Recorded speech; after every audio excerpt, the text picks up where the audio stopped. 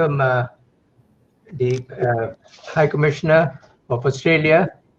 He's our first speaker in this session, High Tide in the Indo-Pacific.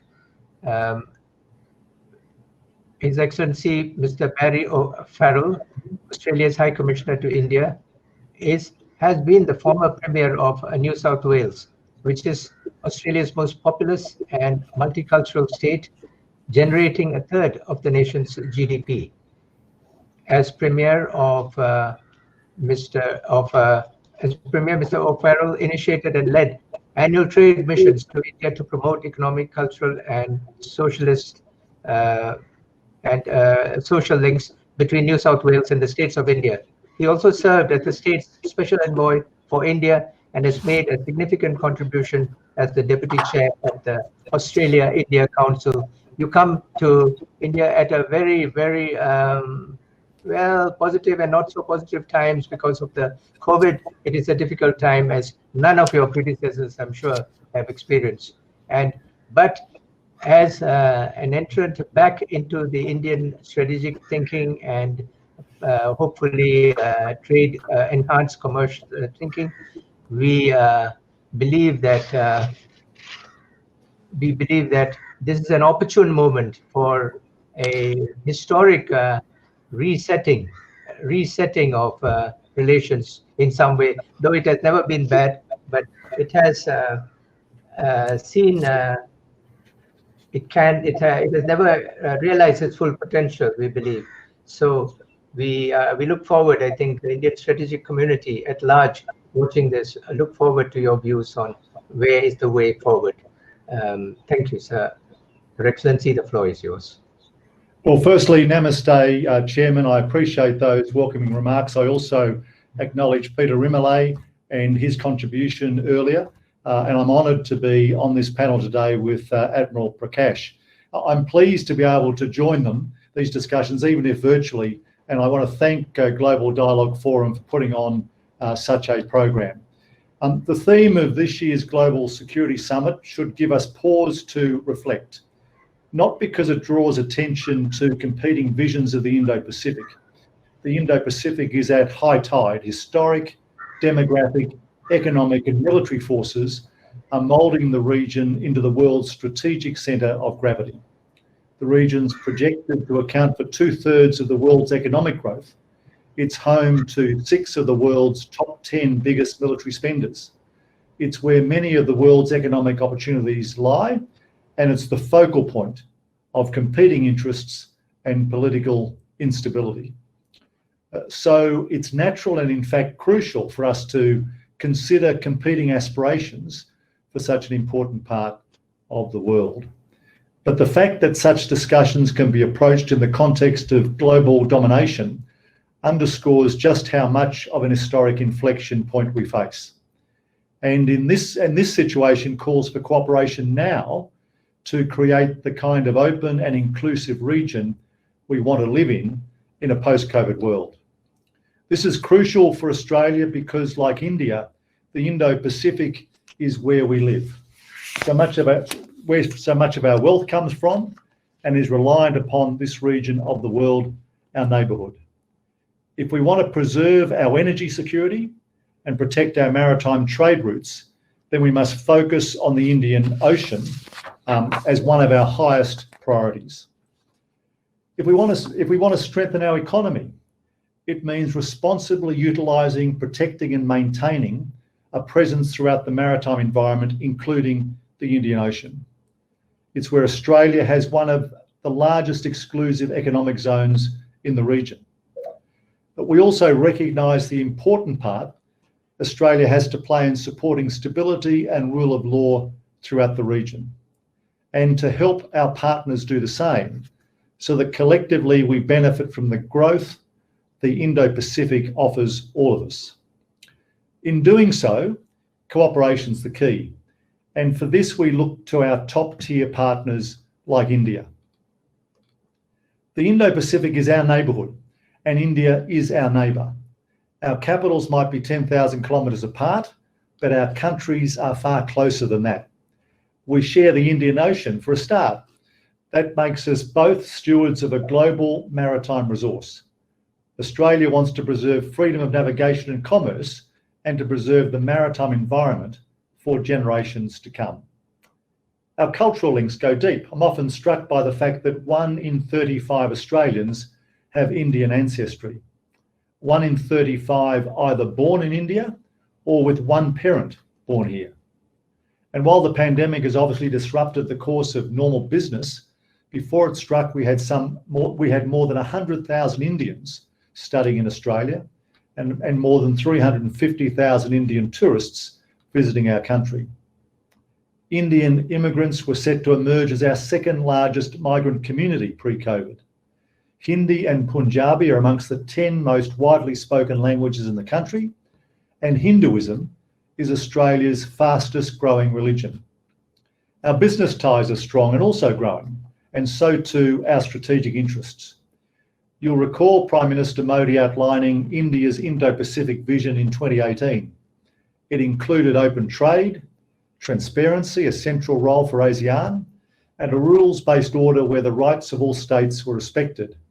And that's a very natural complement to Australia's own vision for our region, which is for rules and norms to provide peace and the space for us to prosper, open markets, rules and cooperation leading to economic integration and growth, and a region resilient to the economic and security challenges we all face. In other words, the links between our countries aren't just fleeting, not just opportunistic, they are enduring. And demographic and structural forces mean they'll only grow stronger. Before us is potential for historic cooperation across the board. Health security, counter-terrorism, cybersecurity, infrastructure development, enhancing supply chain resilience, strengthening regional maritime security. These are all crucial avenues through which India and Australia can create the reality we want to live in and prosper in the post-COVID world. However, we know we will encounter hurdles along the way. We've seen the devastating impact that COVID has had on us, the people we know, and the economies of our respective countries. The pandemic hasn't fully run its course, and the full extent of its damage is unknown. But we do know it's accelerated many of the negative trends in the Indo-Pacific that India and Australia would like to see reversed. This disease has cost lives, exacerbated instability, and threatens to undermine hard-won growth and development gains in our region.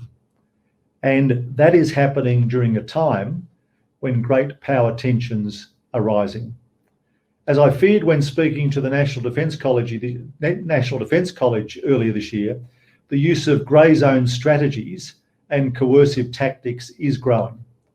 Strategic competition is sharpening across the Indo-Pacific, with disputes flaring at India's line of actual control.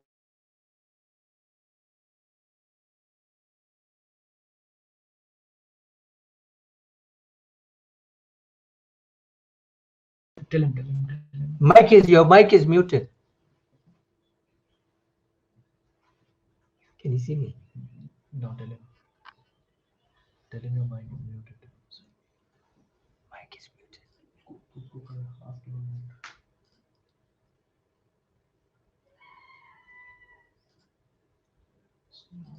Your mic is muted.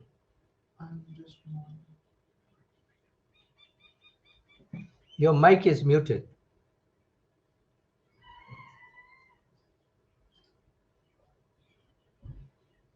Why can't we have control over this? No. It's from his side. It's his system. We cannot. Whom?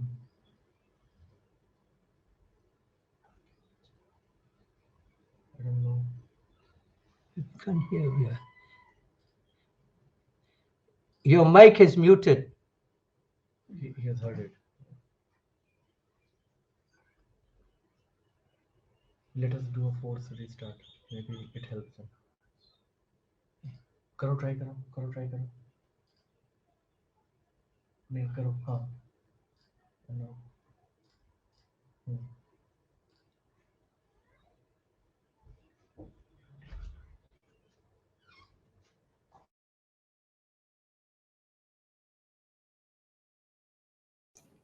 Can you hear me now? Yes, absolutely. Thank you. Sorry, we had a power surge here that Oh, I see. for some reason changed the microphone. Apologies. As I was saying, strategic competition sharpening across the Indo-Pacific with disputes flaring at India's line of actual control with China and in the East China Sea and the South China Sea.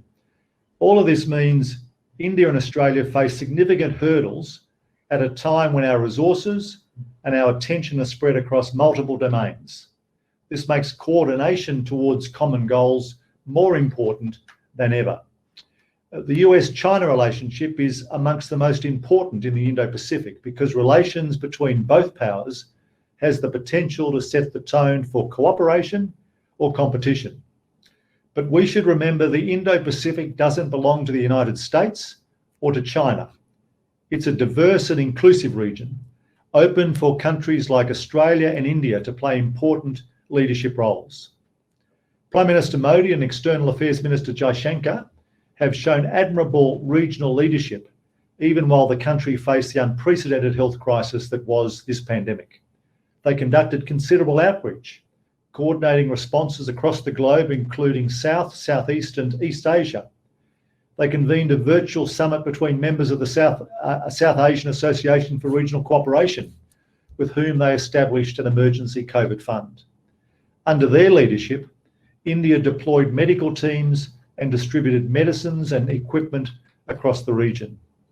At the Non-Aligned Movement Summit, they sensibly called for the strengthening of institutions and cooperation for the benefit of humanity. This is the only way we can emerge from this crisis, as it serves as a template for India's constructive leadership as an Indo-Pacific power, a nation striving to shape the neighbourhood for the better and to provide for the common good. Australia shares that responsibility. Now, Prime Minister Scott Morrison said recently that we must prepare for a post-COVID world that even while responding to the pandemic itself, that world he predicted would be poorer, more dangerous and more disorderly. To that end, Australia has been working to assist our international partners in their pandemic response with a view not just to emerging from this crisis stronger, but also shaping our strategic environment for the better. That effort starts at home, where we've been using a range of measures to support Australian workers and ensure our economy remains productive. We're using our annual aid program of over 20,000 crore rupee to bolster countries across the Indo-Pacific so they can respond to the pandemic and build their own resilience. We've stepped up our programs across the Pacific and South Asian countries. In these endeavours, Australia is advocating for more economic openness and a regional acceptance of the norms and rules that have underpinned the Indo-Pacific's economic growth for decades. These efforts are reflected in key achievements like our comprehensive economic partnership with Indonesia, which came into force in July. Initiatives like these that will help the region to grow jobs and help it to recover from the pandemic. Australia is also working trilaterally with India and Japan and India and Indonesia to promote economic growth and inclusive regional approaches to shared challenges across the Indo-Pacific.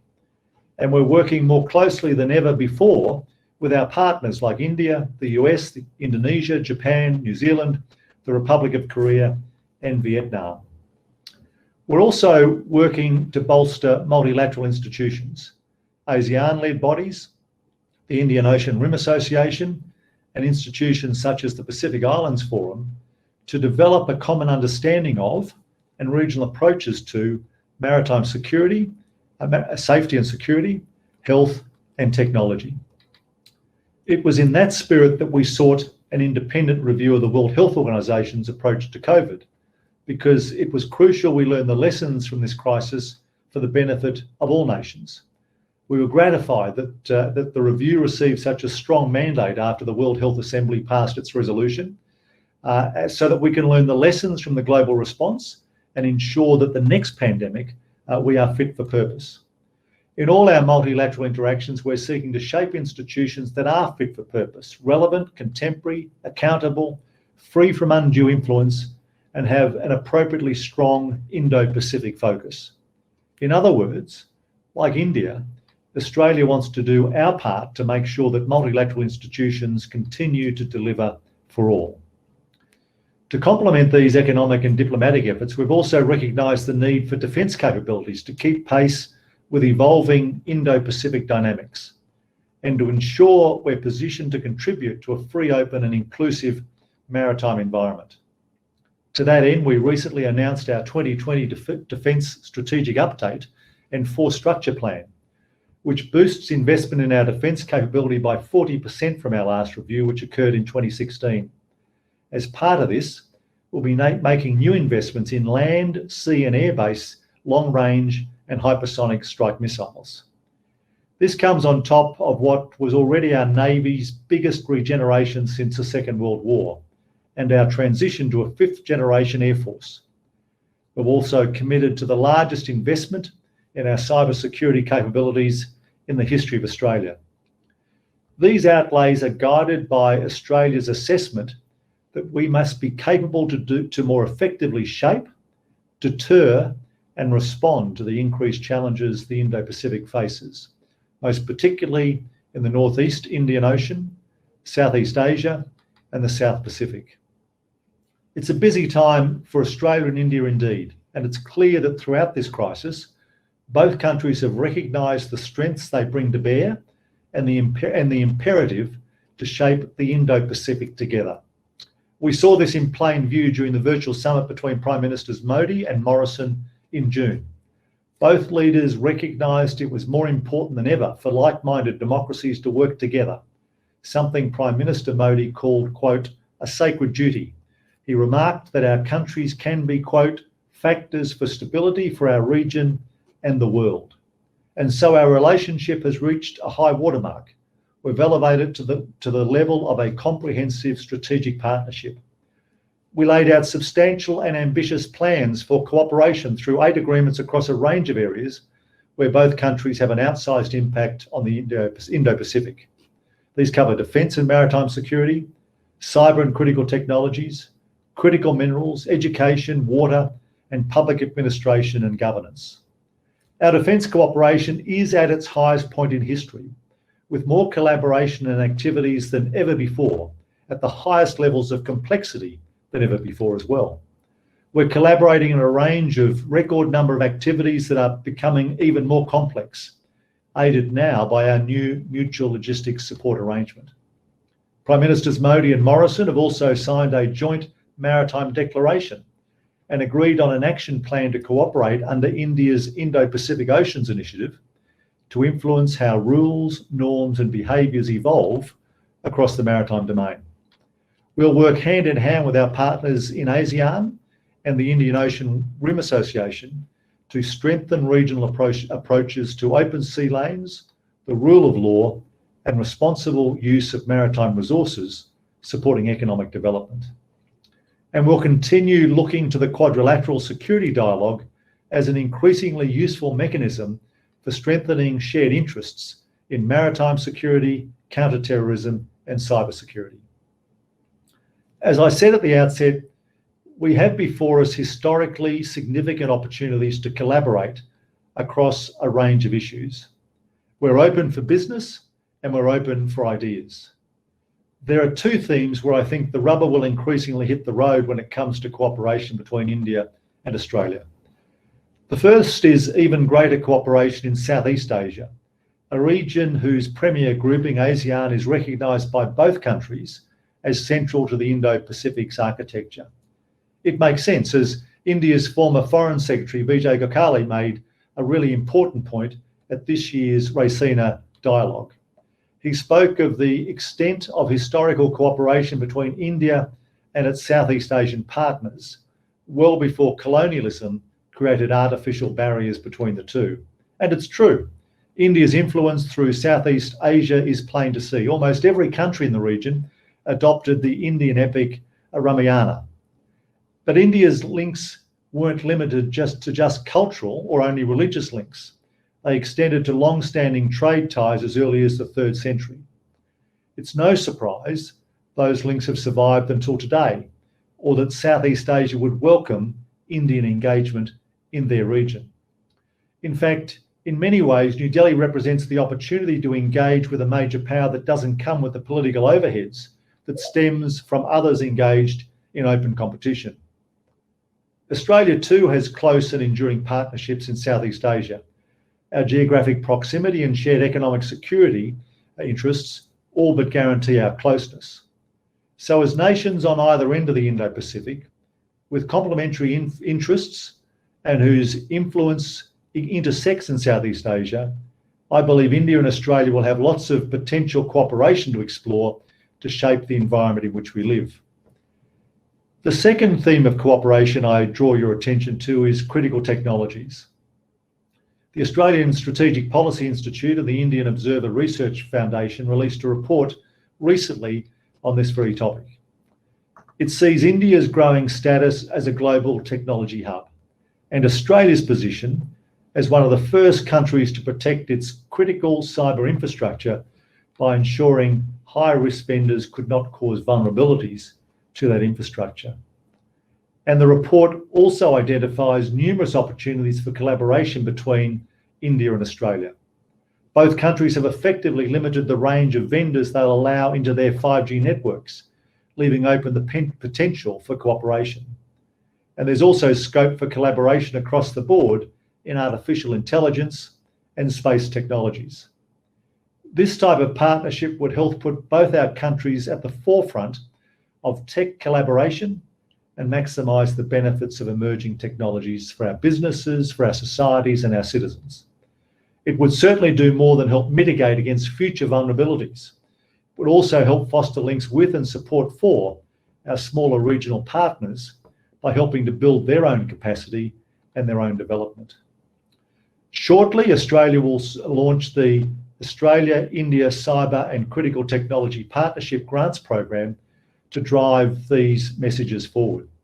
Proposals will be sought from industry experts and researchers in Australia and India to inform us about critical technologies like AI, quantum computing and big data, shaping the future and the standards and practices which underpin these technologies. These are just a taste of the options available to us and that Australia and India will no doubt continue to explore. So please watch this space. So in conclusion, I again make the point it's a fraught and complex strategic environment we live and work in.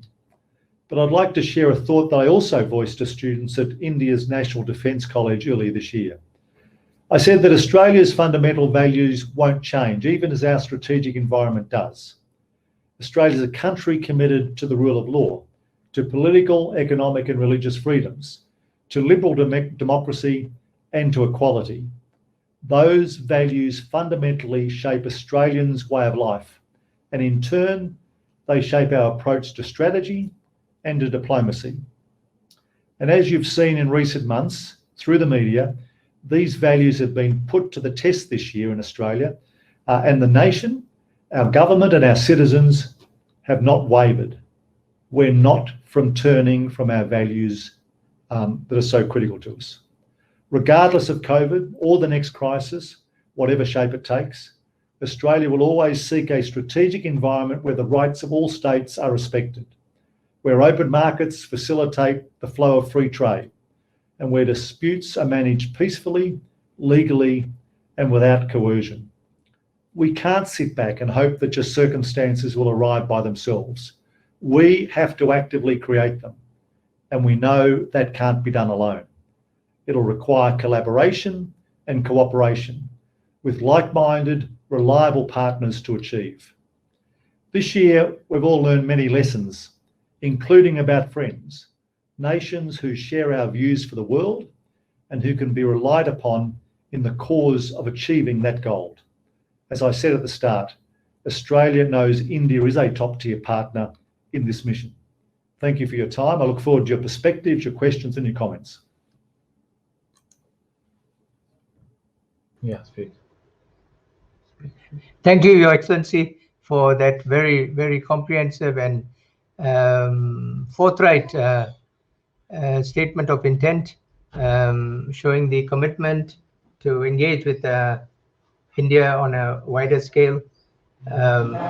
We request you to now, we'll wait for the other speech from Admiral Arun Prakash and then take questions, or would you like to take questions immediately?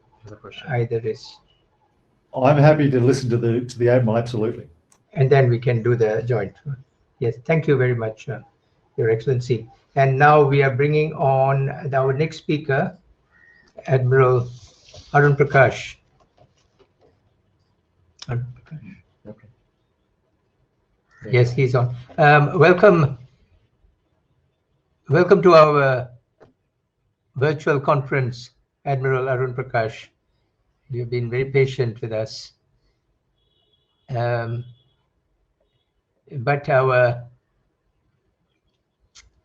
we are envious that you are in Goa, enjoying the wonderful atmosphere there. So Admiral Arun Prakash, who's has the honors, or great honors of PVSM, AVSM, the Veer Chakra, and VSM.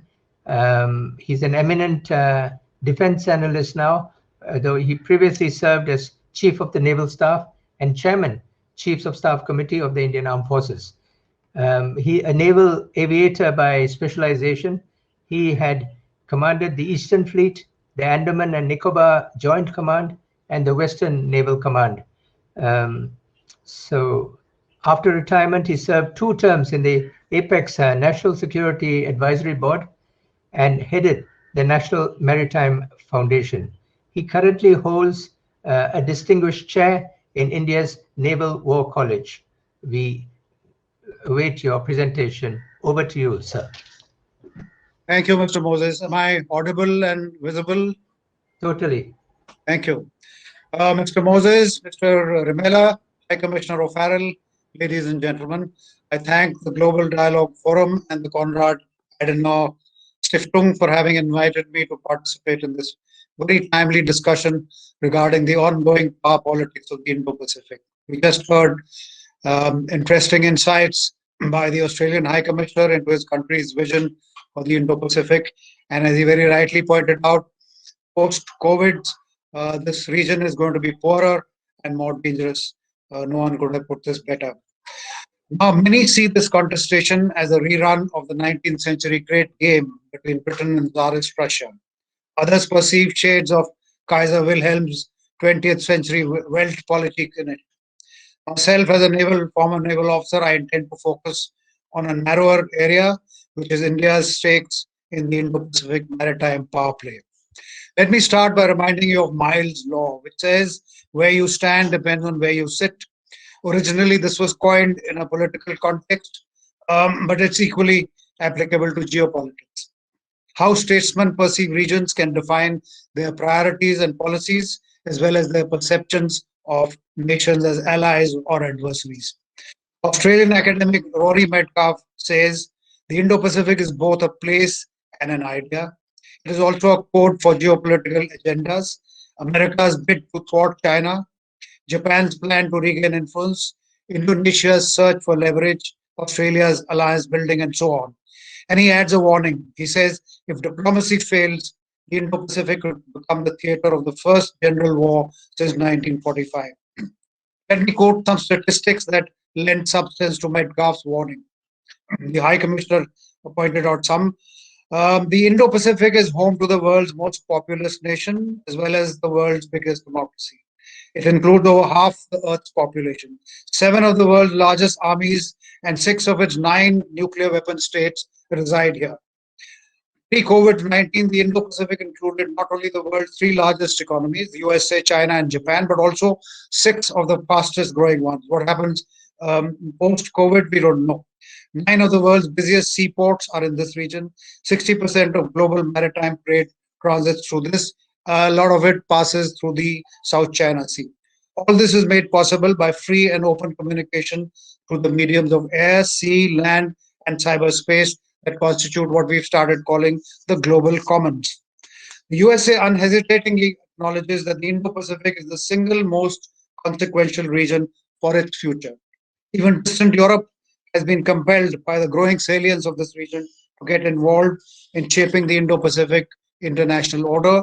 Consequently, after France and the Netherlands, Germany has become the third European country to release an Indo-Pacific strategy. But this is a topic that you'll hear more about later in this seminar. As far as India is concerned, since 95% of its international trade travels by sea, the shift in global economic trajectory from the Atlantic to the Indo-Pacific has been hugely consequential for us in more ways than one. But before I come to India-specific issues, I'd like to delve briefly on a few other topics and start with the roots of the Indo-Pacific paradigm. Historically, major powers have considered it their prerogative to not only redraw borders and create nations, but also to allot arbitrary geographic nomenclature to suit their geopolitical designs. Post-World War I, post-World War II, a new entity, the Asia-Pacific, came into being to establish America's economic and security linkages with Asian nations like the Philippines, South Korea, and Taiwan. The Asia Pacific was further subdivided into Northeast Asia, Southeast Asia, and Oceania. For years, many considered Asia Pacific a discriminatory paradigm. We certainly did, because it excluded the part of Asia which lay along the Indian Ocean littorally. As Asian economies boomed and economic and security links grew across the Malacca Straits, a coupling of the Indian and Pacific Oceans became inevitable. Proponents of the new Indo-Pacific paradigm that emerged argued that it reflected the reality of economically resurgent China and India on either side of the Malacca Straits. Realists also saw this as a logical step in the US strategy to balance a hegemonic China by drawing India into the same geopolitical arena. For quite some time, Indian diplomats remained ambivalent about the Indo-Pacific, worrying that the vast geographic expanse would defy common policy perspectives and perhaps stretch its diplomatic resources. Eventually, it was the reality of vital trade and energy sea lanes that run across this region, combined with the imperative of reining in a hegemonic China that have upheld the Indo-Pacific logic in New Delhi. The US has shown its firm commitment to this new concept by redesignating its Pacific Command as the Indo-Pacific Command. India, on its part, has recently created an Indo-Pacific as well as an Oceania division in the Ministry of External Affairs. India has also formally defined its perception of the Indo-Pacific as the maritime space stretching from the west coast of North America to the eastern shores of Africa. It differs a little from how President Trump defined it, but that's where it stands.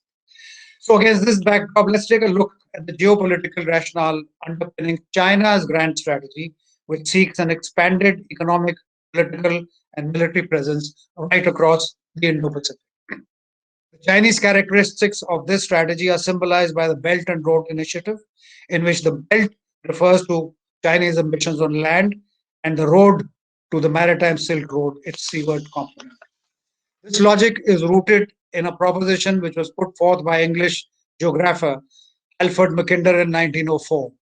Mackinder, known as the father of geopolitics, had pronounced that the 400-year era of sea power was over, and the future of global power lay not in Mahanian grand fleets dominating the global sea lanes, but in control of the vast landmass of Eurasia, which he called the world island.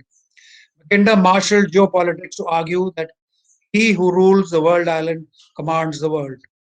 In Mackinder's day, Eurasia was dominated by Imperial Russia, which was then succeeded by the Soviet Union. But today, it's neither. It's China which is integrating Asia with Europe through its internal network of high-speed railways, energy pipelines, and fiber optic cables.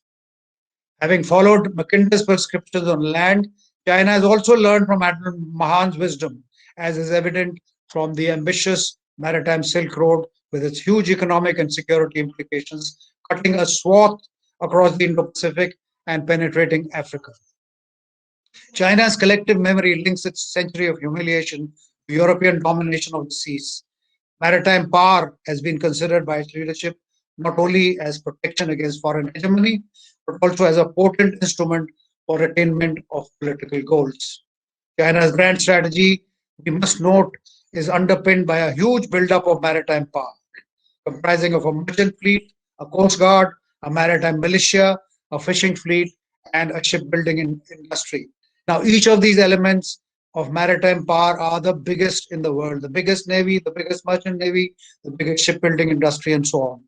China's growing naval fleet has overtaken the US Navy in numbers and is expected to match it in capability within the foreseeable future.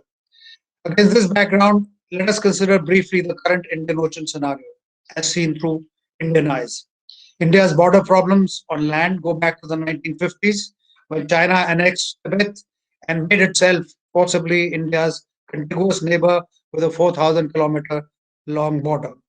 The 1962 Sino-Indian War resolved nothing and created the anomaly of the so-called line of actual control instead of a mutually agreed boundary.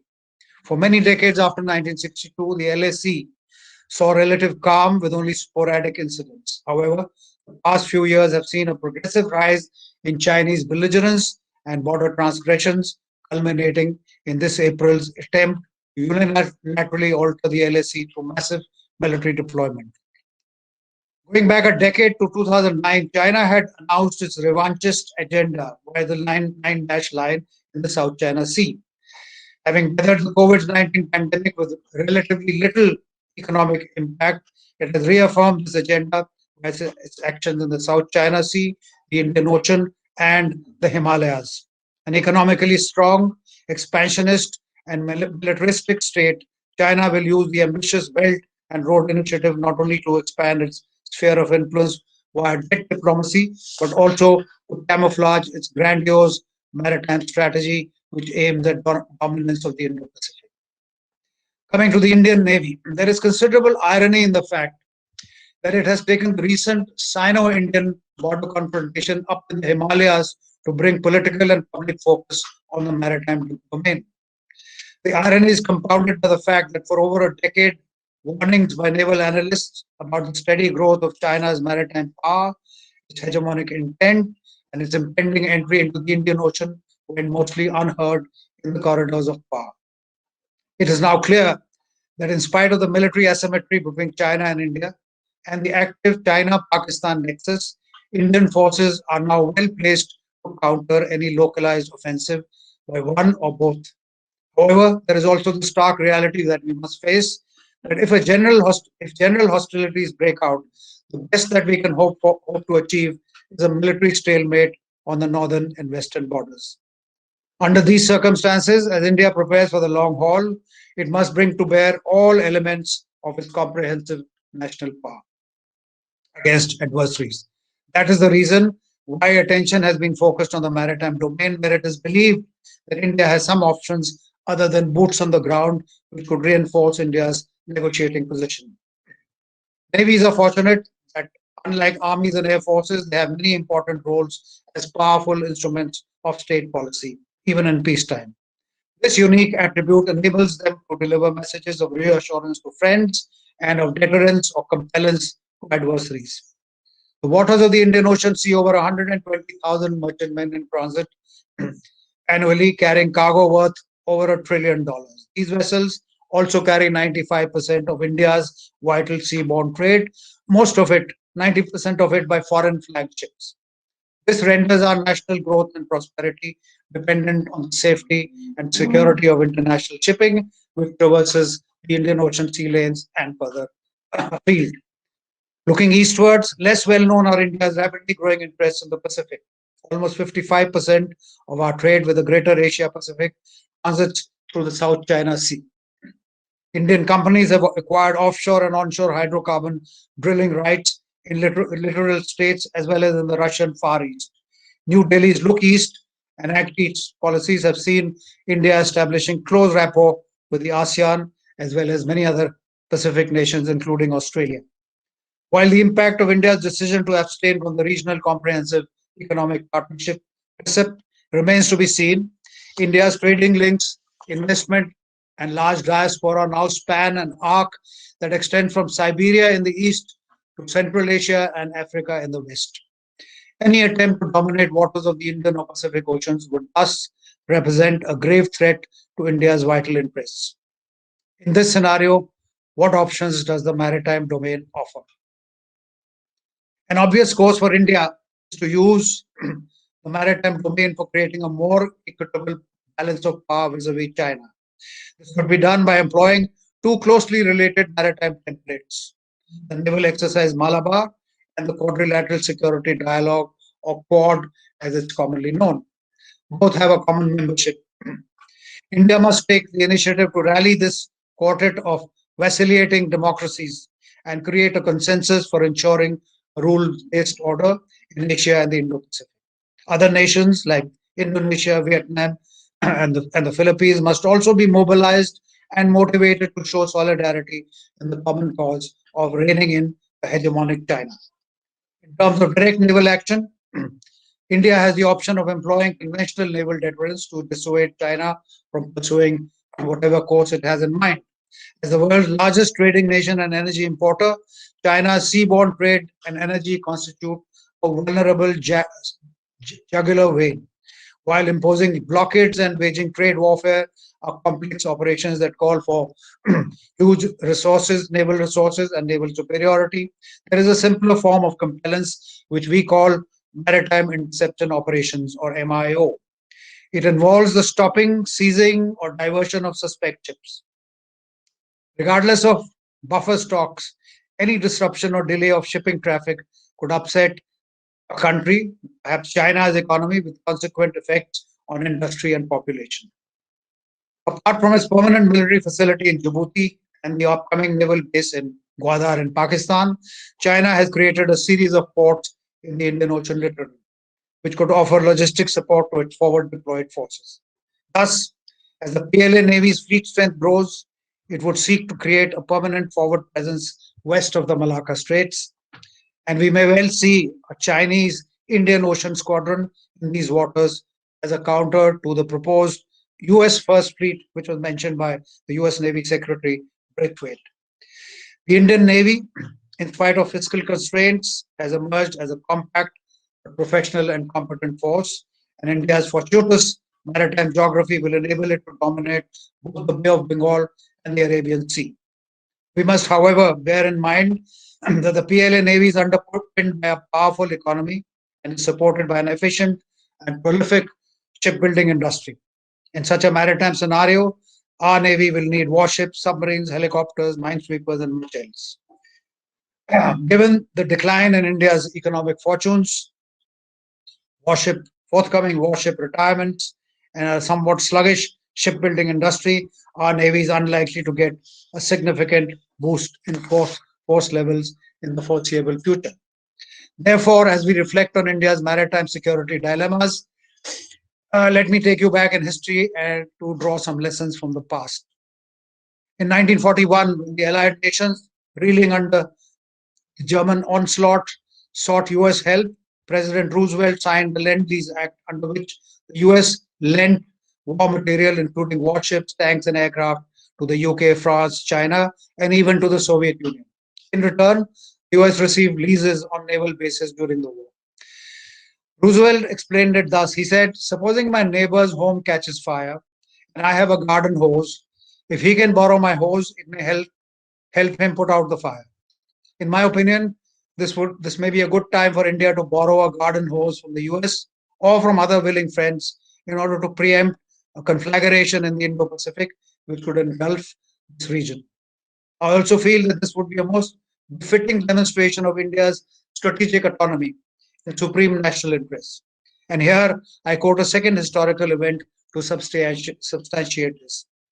In August 1971, in a major deviation from our policy of non-alignment, India signed the 20-year Indo-Soviet Treaty of Peace, Friendship, and Cooperation, specifying mutual strategic cooperation.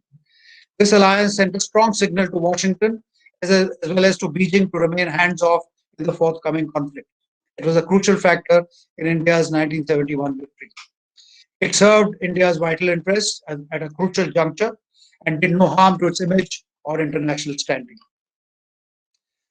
For over 2 decades, a major impediment in the Indo-US defense relationship has remained India's reluctance to sign the 4 foundational agreements which are required to enhance defense ties. The first of these was signed in 2002, and then it took 18 long years of hard-nosed bargaining to negotiate the remaining 3. The fourth and last of these agreements was signed in October last year, and this should mark the commencement of a new chapter in Indo-US military relationship.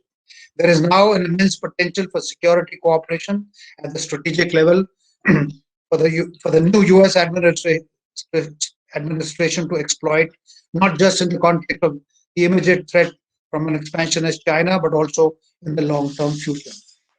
Finally, I'd like to remind this audience of a neglected aspect, that is economics.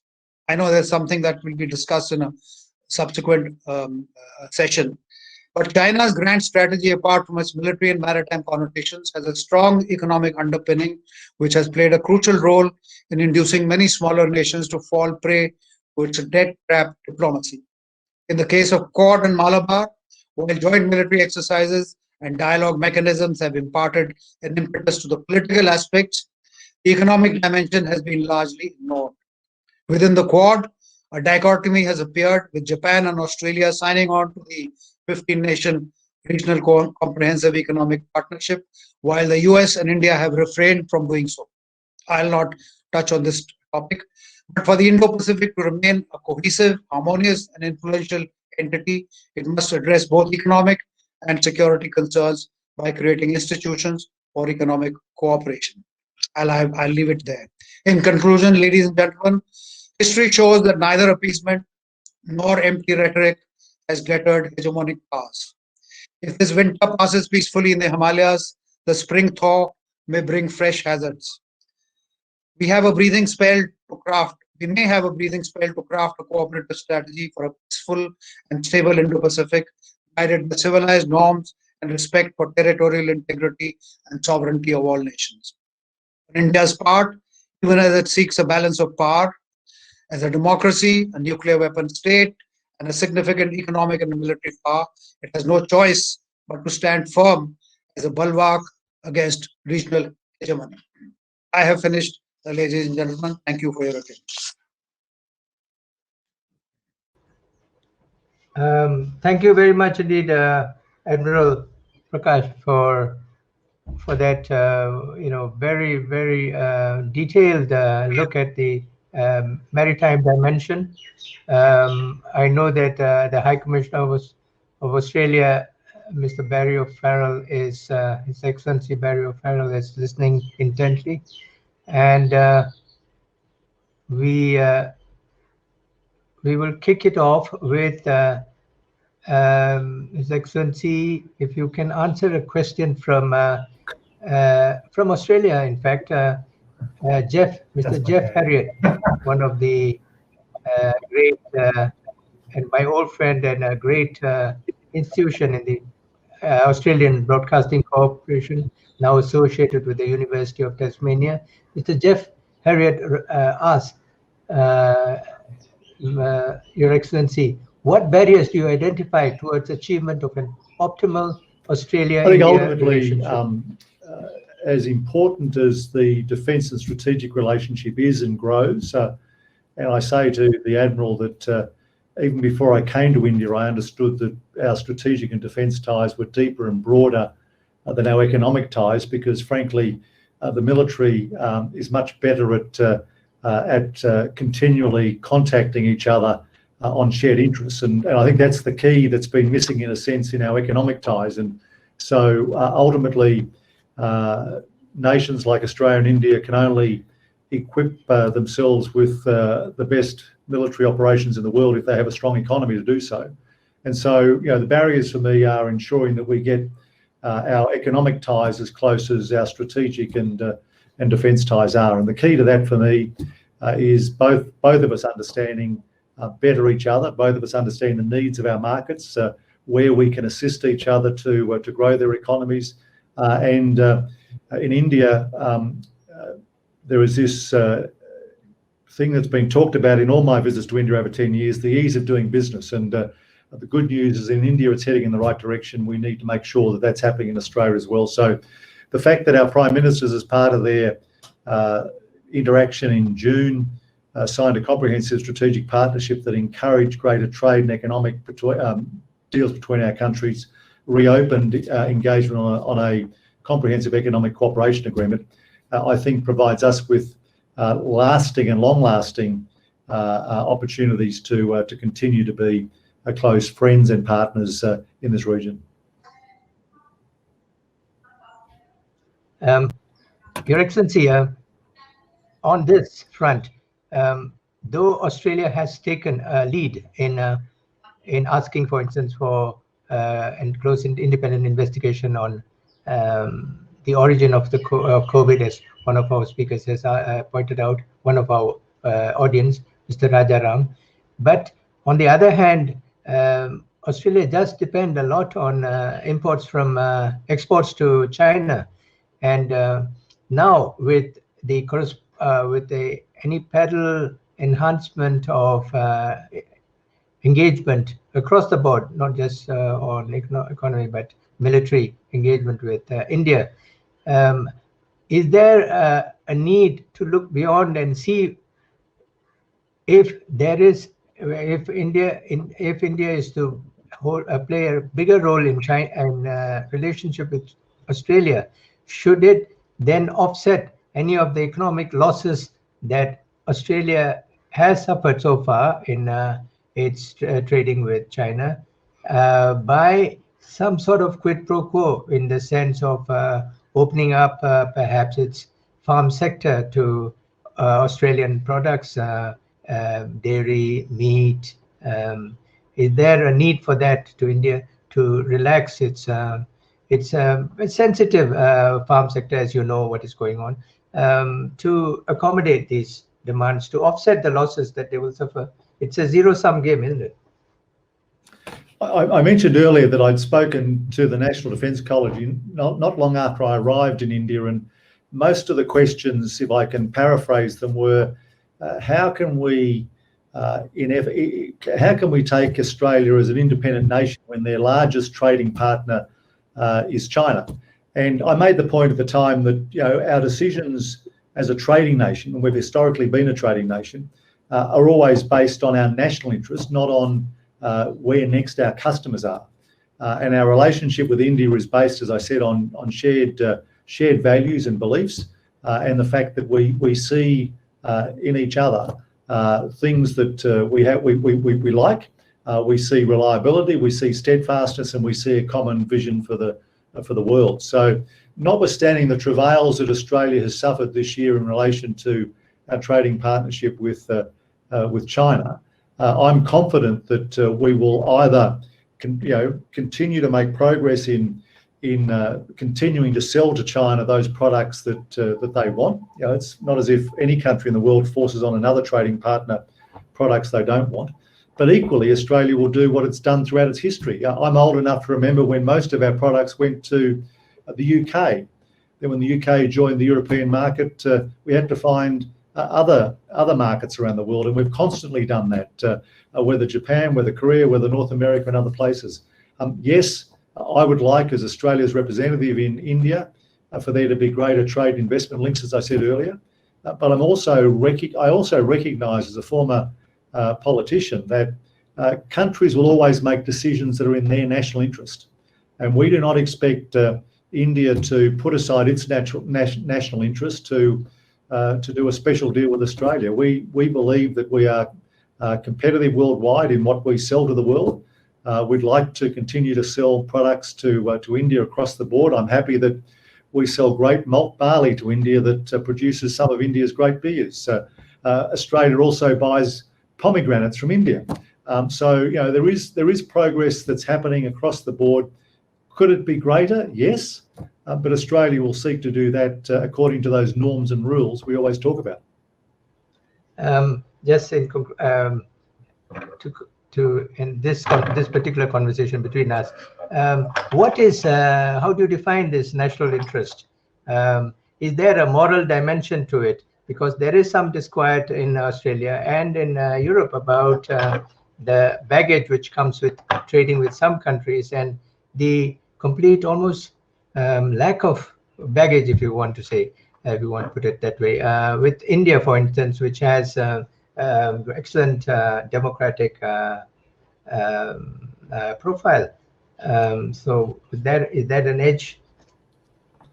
I think, as I said in my remarks, that in this difficult year, countries have learned many lessons, and I said one of them was knowing who your friends are. Secondly, I think probably the biggest lesson has been about resilient supply chains, and I think both India, Australia, and other countries understand that diversification, which was always a good policy, is even more critical these days. Australia supports India's efforts to grow its local economy. We are supportive of Prime Minister Modi's Self-Reliant India mission, and we know that we have elements that can help India do that. So if India wants to have the world's largest and most effective electric vehicle industry or battery storage industry, Australia has the critical minerals and rare earths in mines that can export those to India, and some of those mines are already owned by Indian interests, but that avoids exports from other countries to your north. Equally, we believe we have expertise across agriculture, across mining, in education and the like, that can further India's own ambitions. And so, we do this. Clearly, services and is just as valuable as trade and investment these days. But just as we take trade, investment, and services from India, which helps grow the Australian economy, we believe we can help India in its mission as well. Now, just switching over to Admiral Arun Prakash, who's listened very carefully and is very patient. There is a question on the repercussions of Quad and the fallout perhaps with which Mr. Dara Shah, one of our audience, is asking. What are the repercussions of Russia, which has never signed on to the Indo-Pacific construct and prefers to hold on to the Asia-Pacific policy outlook, and whether it will affect the India-Russia ties, as you very well pointed out, the treaty which India had with the former Soviet Union, and 65%, around 65% of all Indian weaponry is Russian-made. So, what is your view on this? Well, as the High Commissioner just told us, nations decide policies based on their national interests. That's how it should be. There's no sentimentality or altruism in international relations. So Russia at this moment, forget about the old time Soviet Union and so on. At this point of time, Russia-India relationship is completely transactional. They see us as a good buyer of weapons, and we are not in a very happy situation in having most of our eggs in the same basket. There should be no situation in which 65-70% of your weaponry comes from a single source, because that source may one day just turn sour. So the India-Russia relationship is transactional and realistic. So we shouldn't worry too much about hurting Russia's feelings, etc. At this moment, I think they're overly concerned about China, because China is a huge neighbor, powerful, economically influential, and they have a long border with China, and Russian population is declining at an alarming rate. So Russia is concerned about China. That's a fact we have to recognize. And if Russia doesn't like the Indo-Pacific concept or Quad or whatever it is, well, there it is. Each nation has to formulate its own policies and its own best interests. So we shouldn't worry too much about losing Russia as a friend or whatever, for whatever it's worth, because Russia needs us as much as we need Russia. So we should pursue Quad, Indo-Pacific, Malabar, whatever we want, as long as it suits our interests. We should buy weapons. Piece of advice for ourselves is that we should diversify our sources of weaponry. And of course, the best policy is to become self-reliant, import as little as you can. Today, we are the biggest importer of arms worldwide, which is a terrible situation. So reduce dependence on any single source, develop yourself, and instead of buying weapons from all over, ask for technology so that you can, become self-reliant. So that's my response. But with the signing of the foundational agreements and the last on Becca, it will be now the weaponry will be synchronized to NATO standards. So I think the shift will be there straight away on who our dependence will be on henceforth on military equipment. Going on to that, also the Admiral showing a bias for the seas when he discounts the land masses, especially Central Asia, where Russia, apart from China, plays a great significant role, and Central Asia's traditional role over the centuries of being a sort of an arbitrator between Asia and Europe. No, first of all, your point about USA, now it will be, I think, unwise if we just jump from the frying pan into the fire and start importing huge amounts of American arms. We're already doing that. Over 22 billion worth of US hardware has already come to us. We should ask for technology. Compatibility, NATO compatibility, etc. can be worked out. You can have an Indian piece of military hardware which talks to NATO standard. That can be arranged. We don't have to buy hardware. Our endeavor should be to acquire technology. Let's remember that China is where it is today because it acquired a huge amount of high technology from the USA. Whether the USA was aware of it or not, I don't know. But China owes its position today to US dual-use technology. We should follow in that. I didn't say that the maritime domain must take precedence over land. I mean, one can't say that. Each are supportive of each other. And of course, indeed, Russia has a part to play. But I'm saying that we as the foreign minister has been saying, now it's a era of multipolarity or multilateralism or whatever. So you got to play, you got to have 3 or 4 balls up in the air, juggle with them, keep everyone happy, and I think we're doing a fairly reasonable job of that. If buying arms from Russia makes them happy, then buy some from them. But you can't just cut off one side and say we'll fall into somebody else's lap. That was not my suggestion at all. Thank you, Admiral, for raising that issue of multilateralism, and we heard that also from the Chief of Defence Staff of India, General Bipin Rawat, about the multilateral institutions and how rule of law is based on that. Whether it is of the seas with UNCLOS or with WTO or various other things. And in this, we also add WHO. Now, there is an implied criticism from the United States and many other countries, but without actually being as straightforward. Explicit in its criticism of, like the US has done, this current administration has done of WHO.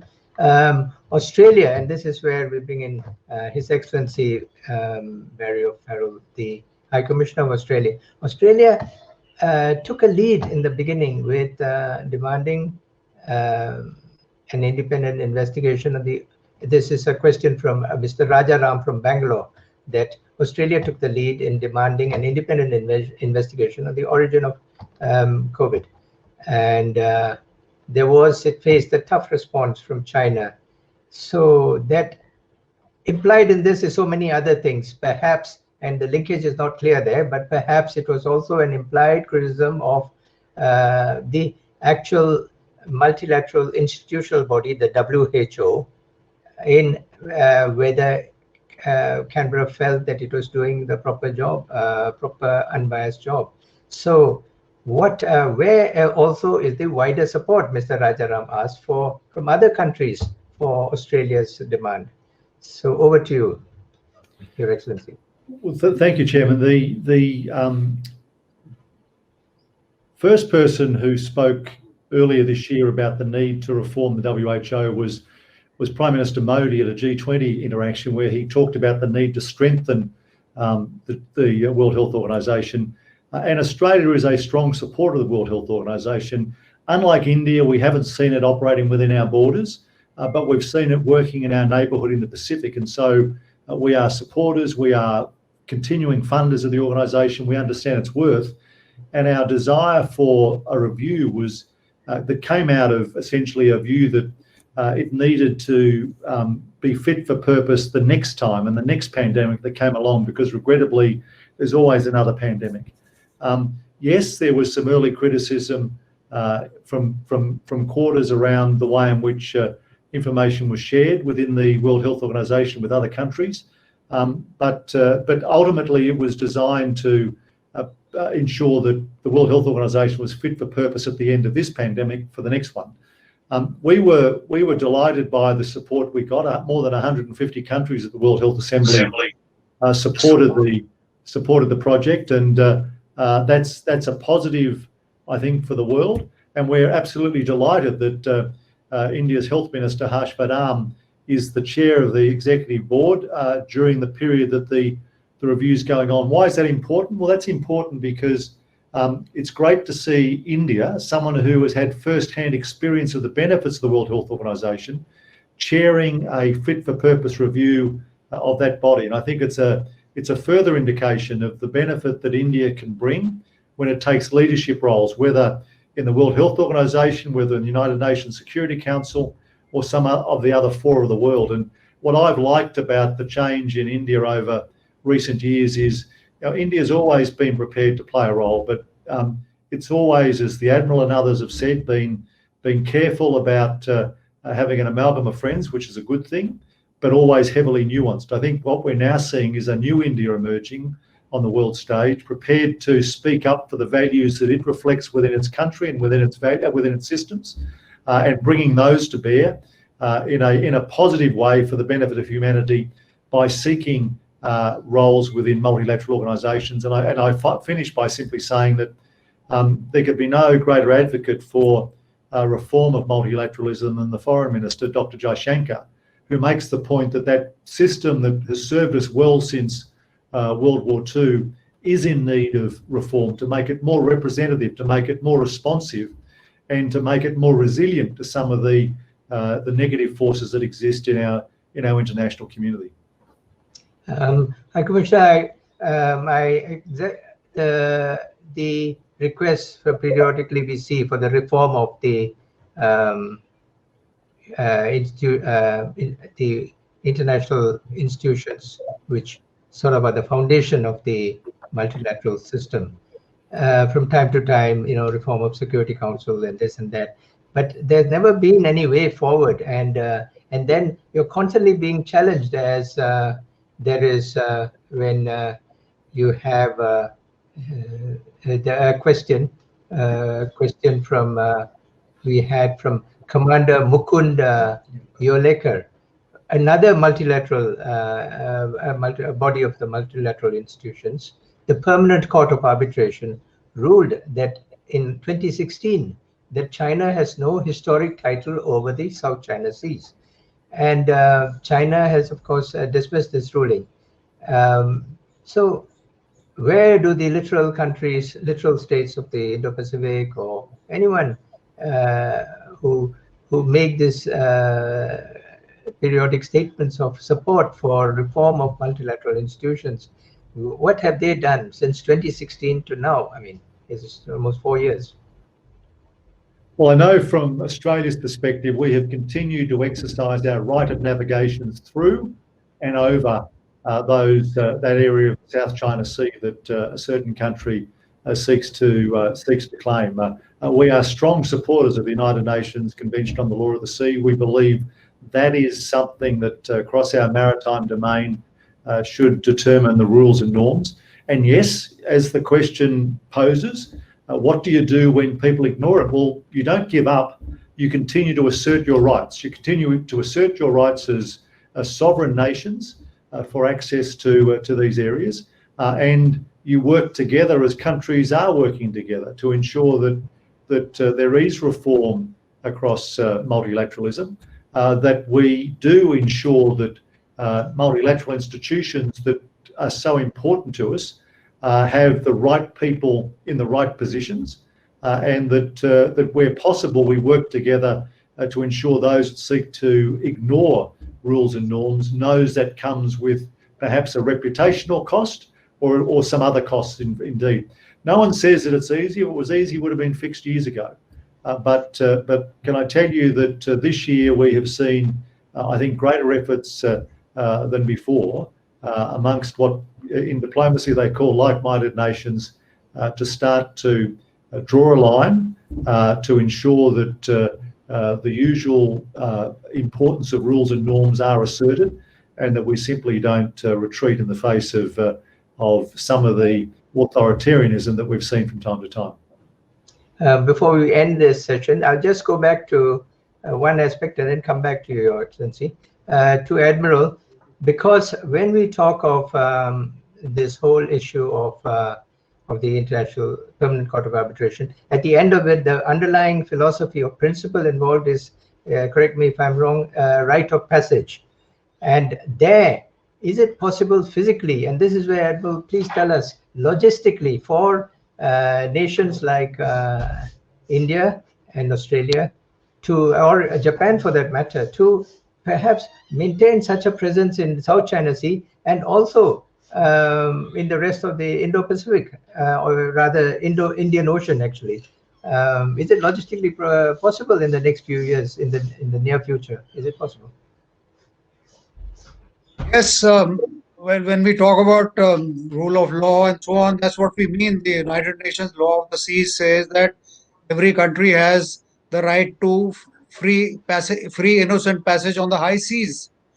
But the point is that if there is creeping, what's they call, salami slicing or creeping aggression, which China is doing, if we go back to the Court of Arbitration's verdict, I think we missed the bus at that point of time. The only country that could have done something at that point was the United States. Nobody else. Philippines certainly couldn't have done anything. So if they had to take any action, it should have been sanctions or whatever.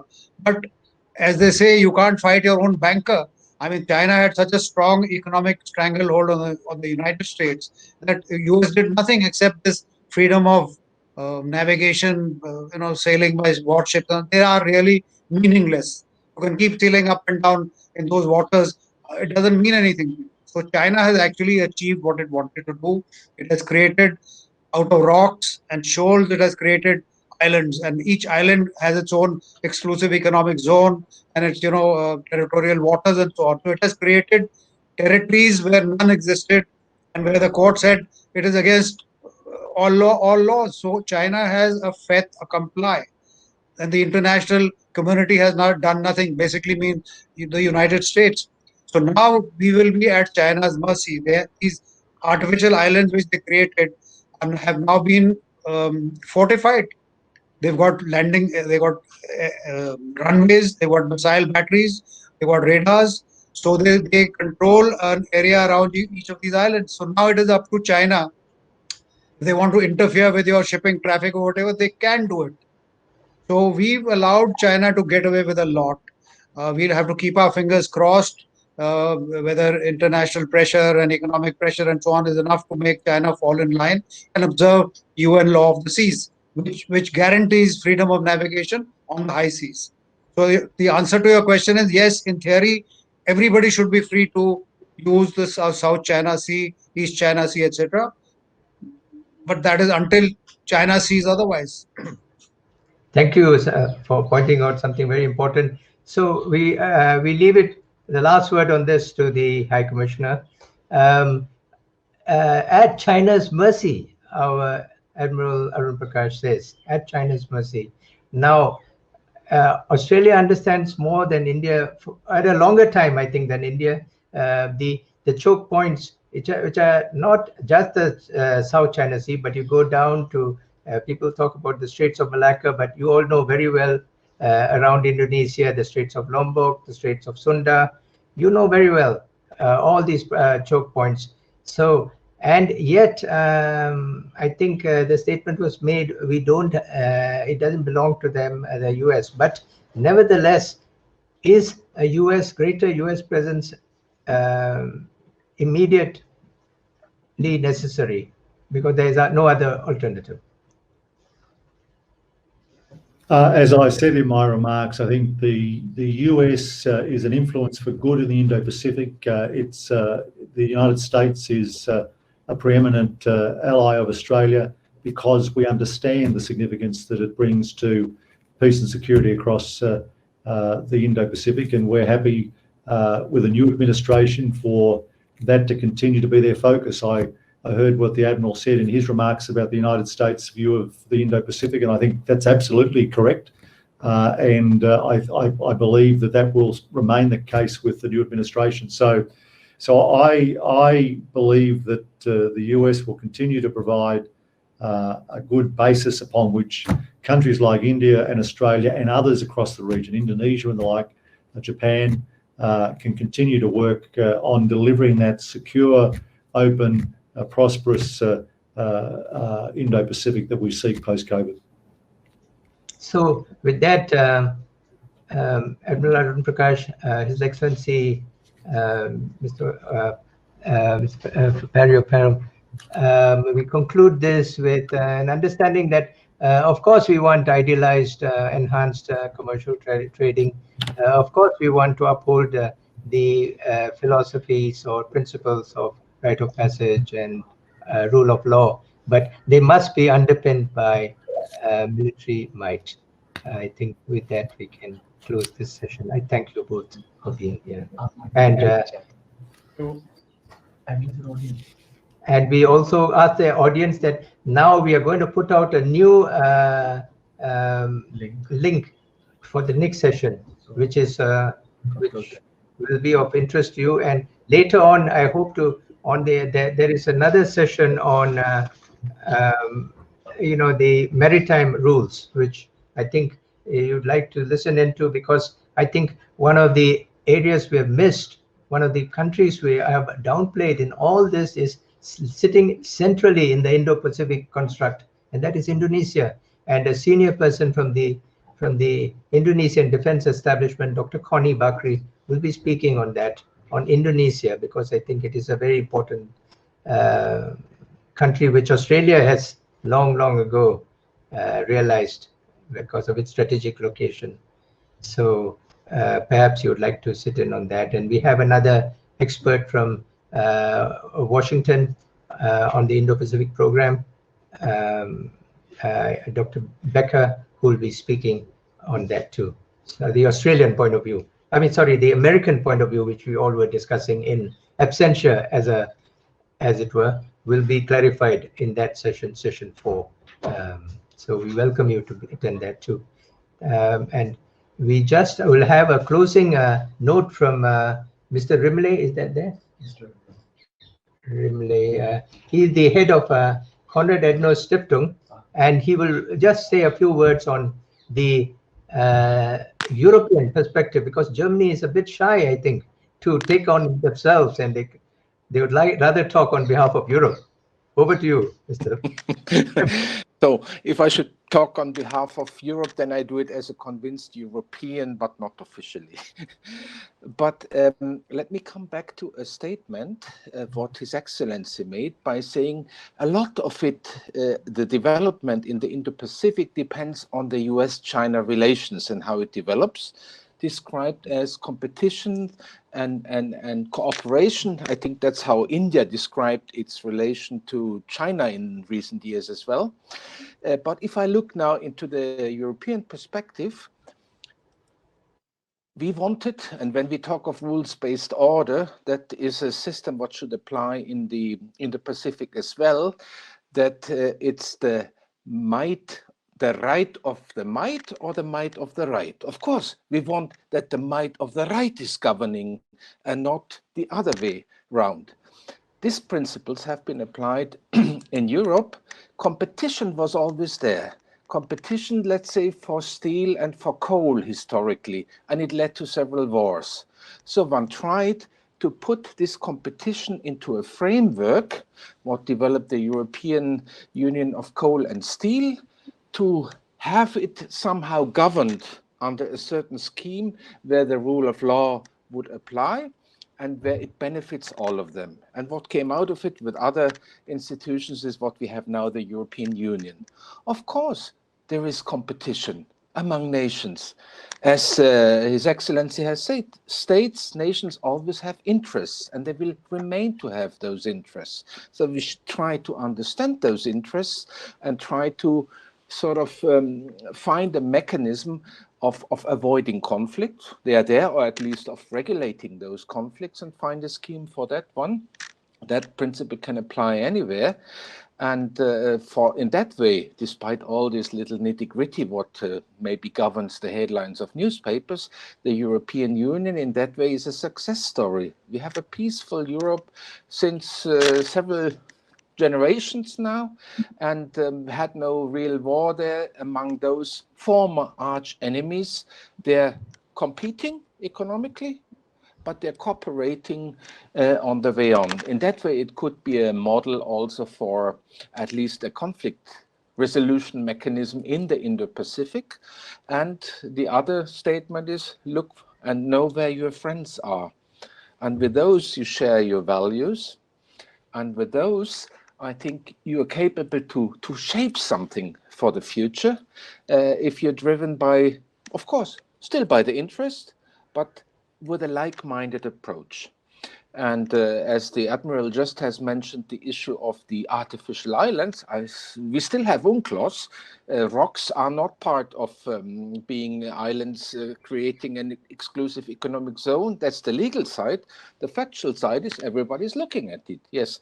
So again, we would probably need stronger cooperation among the like-minded ones who know that they are their friends, that they have something to set against this other model of saying the might has the right. We want the right to have the might. With that, I'd like to conclude. Thank you.